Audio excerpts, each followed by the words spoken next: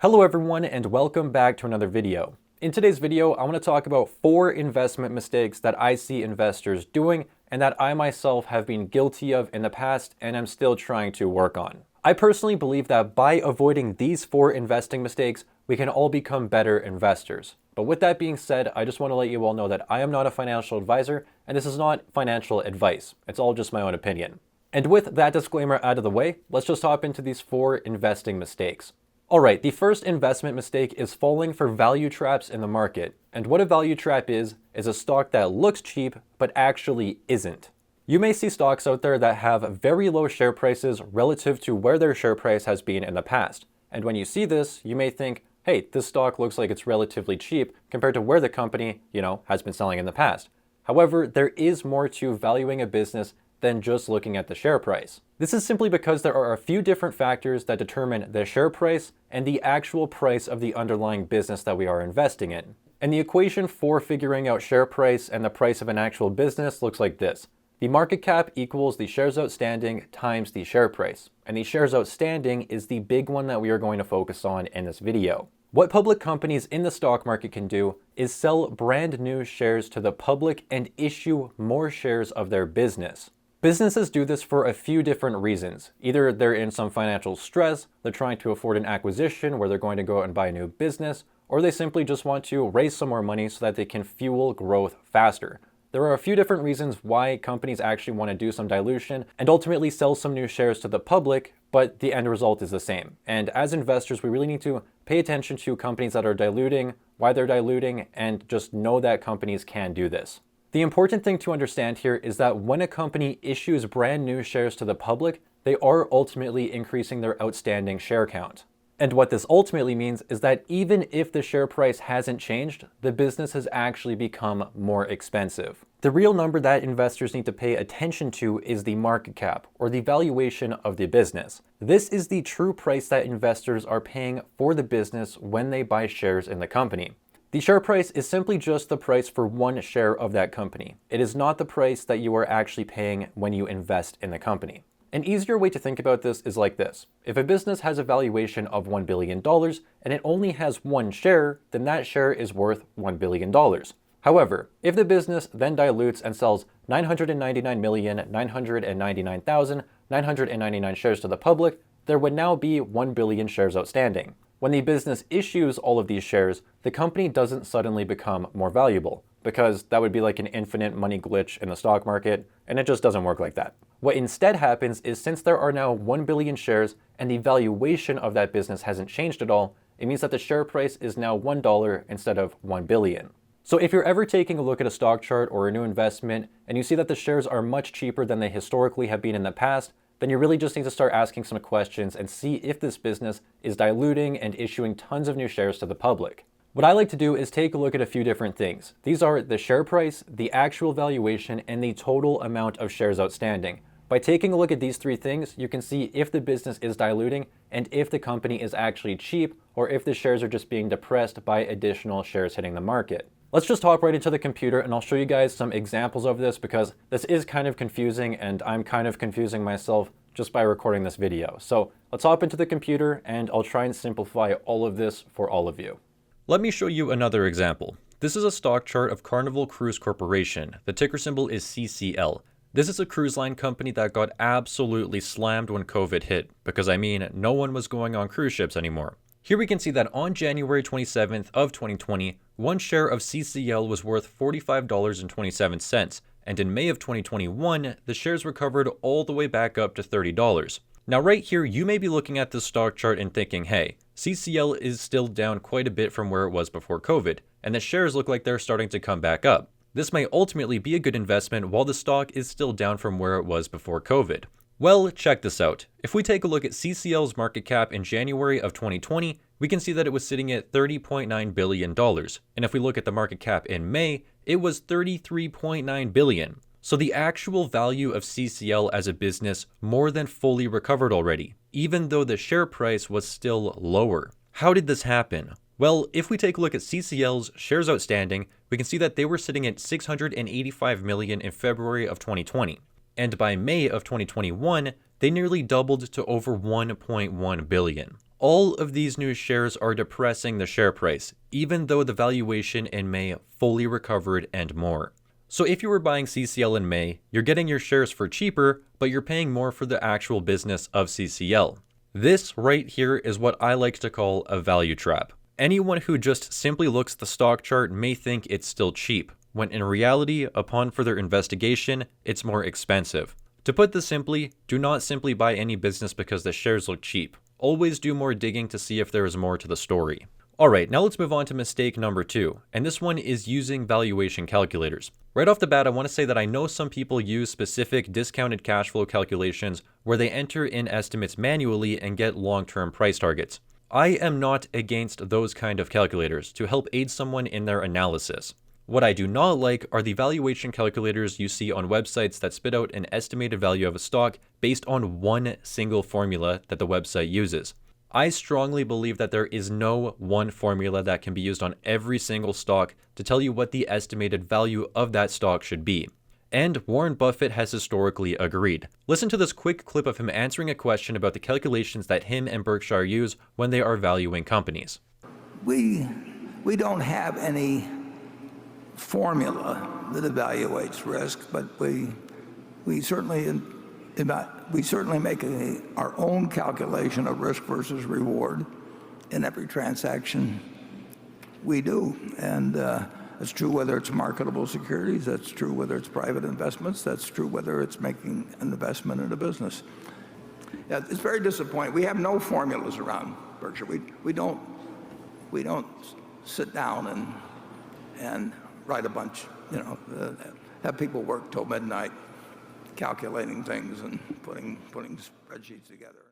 The key takeaway that I get from this clip is that Warren Buffett does not use a single calculation across all businesses, but instead adjusts his calculations based on the individual businesses and what he expects from that individual business.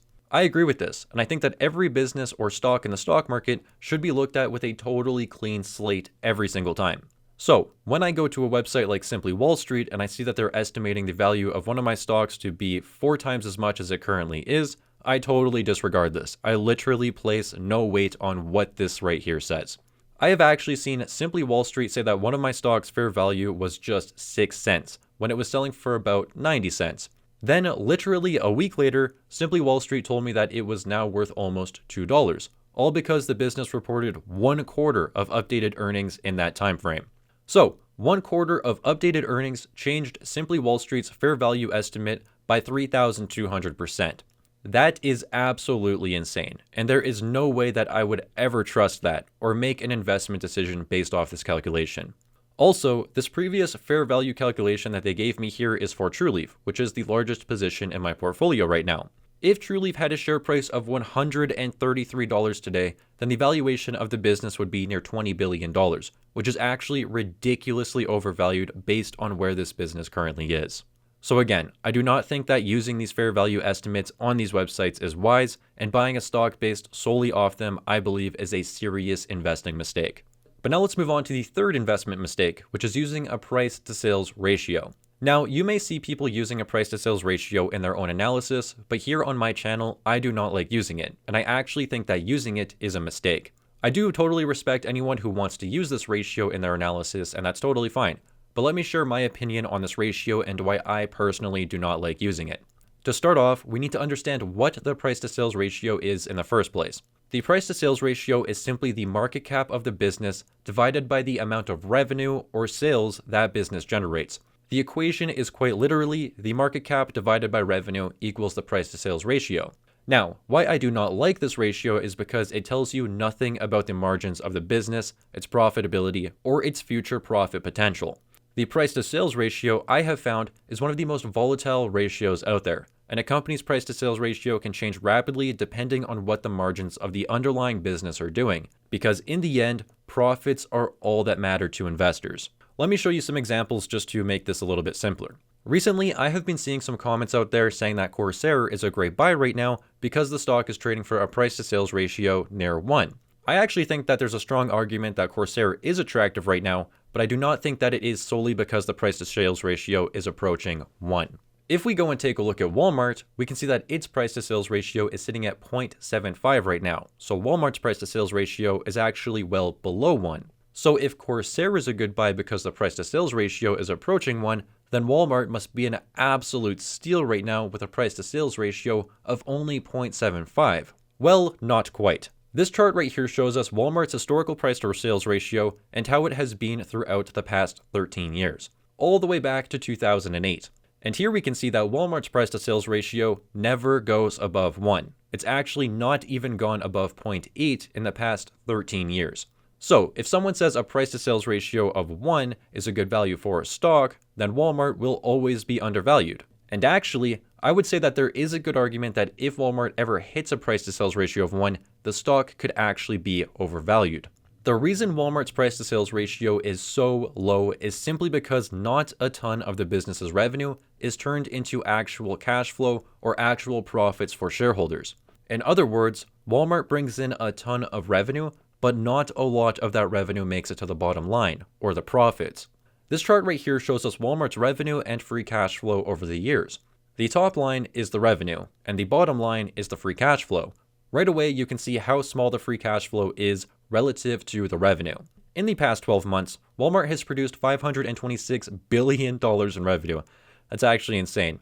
But anyways, of that, only $23 billion of this revenue became actual cash flow for the business, which is a very small amount considering how much revenue Walmart is bringing in. On this next chart, we can see that Walmart's free cash flow margin is only 4%. And since Walmart's profit margins are so thin, the price to sales ratio is very low. So to me, a low price to sales ratio really only tells me that the company's profit margins are most likely small, and that's it. Let me show you another quick example. Here we are taking a look at Microsoft's free cash flow margin, and we can see that it is currently sitting at 33%, which is a very strong free cash flow margin. This simply means that 1/3 of Microsoft's revenue is turned into actual profits for the business. Now, if we take a look at Microsoft's price to sales ratio, we can see that it is currently sitting at 13.6, which is much higher than Walmart's price to sales ratio of 0.75. Microsoft's price to sales ratio is so much higher simply because the business has much higher margins. And unlike Walmart, I would never expect Microsoft to get a price to sales ratio of 1. If Microsoft ever did, then it would probably be incredibly undervalued. So again, to me, I personally think that the price to sales ratio doesn't tell you much from business to business, beside that a low price to sales ratio likely means that the company has low margins, and a high price to sales ratio means that that business probably has high margins. But in the end, it's all about how much cash the business can produce for shareholders, and I don't think that this ratio gives enough information from business to business to use it to compare any business against one another. That's just me though, and it's why you will not see me using the price to sales ratio here on my channel. Alright, but now let's move on to the fourth and final mistake investors make, which is thinking short term and getting caught up in the day-to-day price action of the stock market. This right here is the hardest mistake to overcome because our human nature causes us to feel fear and anxiety when stock prices are falling and we are down on our investments. Our emotions can get the best of us, and they can cause us to make decisions based on what the price is doing and not on what the underlying business we are invested in is doing. I think the best way for me to explain this point is just to read some passages from The Intelligent Investor, which I think is the best book on investing ever written. Here on page 229 it reads, "Over a 10, 20, or 30-year investment horizon, Mr. Market's daily dipsy doodles simply do not matter. In any case, for anyone who will be investing for years to come, falling stock prices are actually good news, not bad, since they enable you to buy more shares for less money. The longer stocks fall and the more steadily you keep buying them as they drop, the more money you will make in the end." This passage simply says that over the long term, price fluctuations simply do not matter, and that the investor should continue buying stocks consistently even if they're falling. It actually says that falling stock prices are a good thing for long-term investors because we can buy more shares for less money. Now, on page 206, it also reads, "The investor with a portfolio of sound stocks should expect their prices to fluctuate and should neither be concerned by sizable declines nor become excited by sizable advances. They should always remember that market quotations are there for their convenience, either to be taken advantage of or to be ignored. They should never buy a stock because the stock has gone up or sell one because the stock has gone down. What the book is saying here is that long-term investors should expect their stock prices to fluctuate and that we shouldn't care. We should also never sell a stock just because it has gone down, or buy one just because it is going up. Benjamin Graham is saying that investors should never look to the price to make their decisions, and should stay focused on what the underlying business of their investment is doing. Then finally, on page 217, it says, when asked what keeps most individuals from succeeding, Graham had a concise answer. The primary cause of failure is that they pay too much attention to what the stock market is currently doing. Here Graham is saying that the number one hurdle to success for the investor is that we get too caught up in what the market is doing right now, and we do not remain focused on the long term. As investors, we should be thinking about where our stocks and our businesses are going to be in 10 years from now, and we should only look at the price of a stock if we plan on taking advantage of it. So as investors, I think one of the largest mistakes we can make is getting caught up in what the share price is doing today and not thinking long term. The last thing that I want to show you all is once again a video from Warren Buffett himself talking about people who focus on price fluctuations. It's really quick and it's worth the watch, so let's just watch it quick. Some people should not own stocks at all because they just get too upset with price fluctuations. If you're going to do dumb things because a stock goes down, you shouldn't own a stock at all. No, I mean, what are dumb things? Selling a stock because it goes selling down? a stock because it goes down. I mean,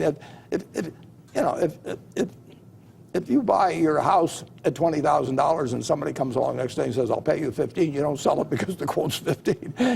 You look at the house or whatever it may be. But some people are not actually emotionally or psychologically fit to own stocks. But I think more of them would be if you get educated on what you're really buying, which is part of a business. And the longer you hold stocks, the less risky they become. Whereas the longer the maturity of a bond, the more risky it becomes.